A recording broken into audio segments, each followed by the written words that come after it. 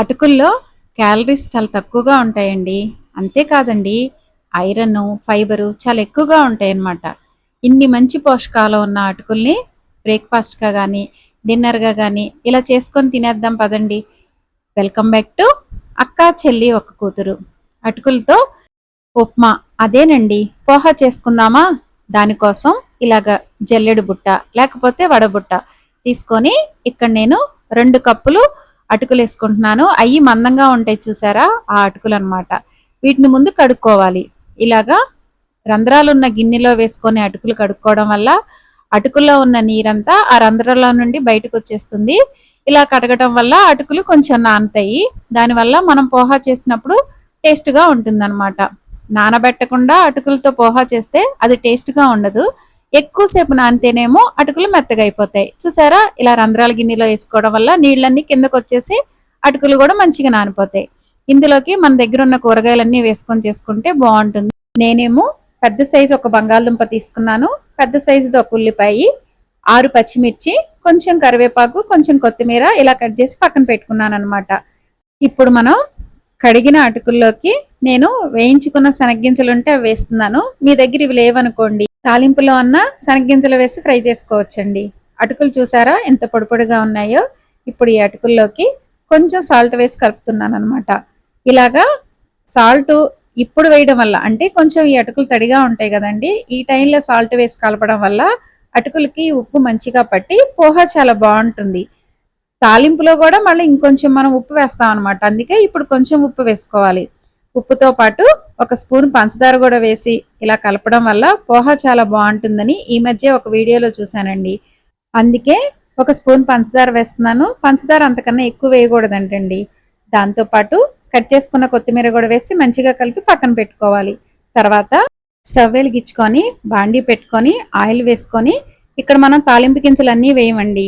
జీలకర్ర, ఆవాలు వేస్తాము. ముందు ఆవాలు వేసి చిటపటలాడిన తర్వాత జీలకర్ర వేసుకుంటామనమాట. ఇవి 2 మంచిగా ఫ్రై అయిన తర్వాత మనం ఒక ఉల్లిపాయ కట్ చేసి పక్కన పెట్టుకున్నాం చూసారా? ఆ ఉల్లిపాయి, 6 పచ్చిమిర్చిని గూడా ముక్కలుగా కోసి కట్ చేసుకొని పక్కన పెట్టుకున్నాం కదా! పచ్చిమిర్చి గూడా వేసుకొని వీటిని కొంచెం ఫ్రై అవ్వనివ్వాలి.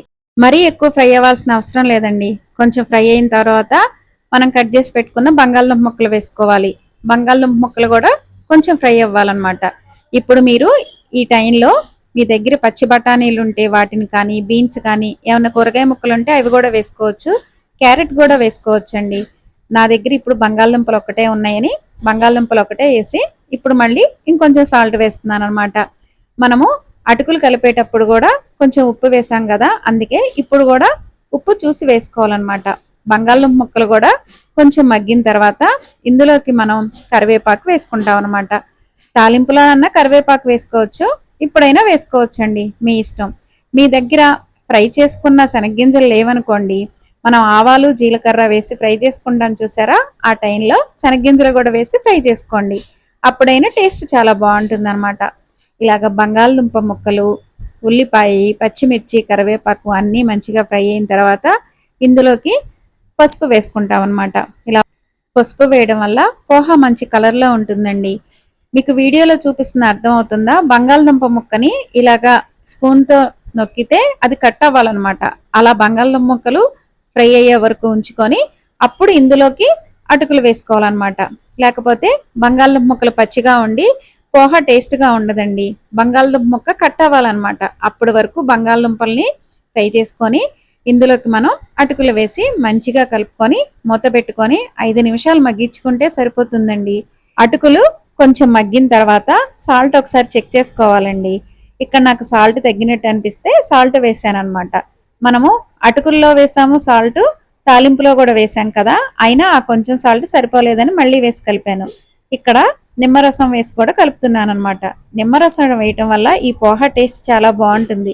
టేస్ట్ గురించి అనే కాదండి, అటుకుల్లో ఉన్న ఐరన్‌ని మన బాడీ అబ్జర్వ్ చేసుకోవాలంటే విటమిన్ సి ఉండాలనమాట. విటమిన్ సి కావాలంటే నిమ్మరసం వేయాల్సిందేనండి. అందుకనే నిమ్మరసం వేసి కలుపుతున్నాను. మీకు ఈ టైంలో నిమ్మరసం వేసి కలపడం ఇష్టం లేదనుకోండి, తినే ముందు నిమ్మరసం వేసినా సరిపోతుందనమాట. నిమ్మరసం మాత్రం టేస్ట్ గురించే కాదండి, అటుకుల్లో ఉన్న ఐరన్‌ని మన బాడీ అబ్జర్వ్ చేసుకోవాలన్నా మాత్రం వేయాల్సిందే అనమాట. అటుకుల్లో ఐరనే కాదండి, ఫైబర్ ఎక్కువ ఉంటుంది, విటమిన్స్ కూడా ఎక్కువ ఉంటాయన్నమాట. ఫైబర్ ఎక్కువ ఉండటం వల్ల డైజెషన్ కూడా మంచిగా అవుతుందండి. ఇన్ని మంచి పోషకాలు ఉన్న అటుకులతో ఈ విధంగా పోహా చేసుకోవచ్చండి. ఇది బ్రేక్ఫాస్ట్ కిందైనా చేసుకోవచ్చు, డిన్నర్ కిందైనా చేసుకోవచ్చు. క్యాలరీస్ కూడా చాలా తక్కువ ఉండటం వల్ల డైట్ చేసి బరువు తగ్గాలనుకునే వాళ్ళకి మంచిగా ఉపయోగపడుతుంది అనమాట. మా వీడియోస్ ఎలా ఉన్నాయండి? నచ్చితే లైక్ చేయండి. మా ఛానల్ చూస్తూ ఇప్పటి వరకు సబ్స్క్రైబ్ చేసుకోకపోతే సబ్స్క్రైబ్ చేసుకోండి. Thanks for watching.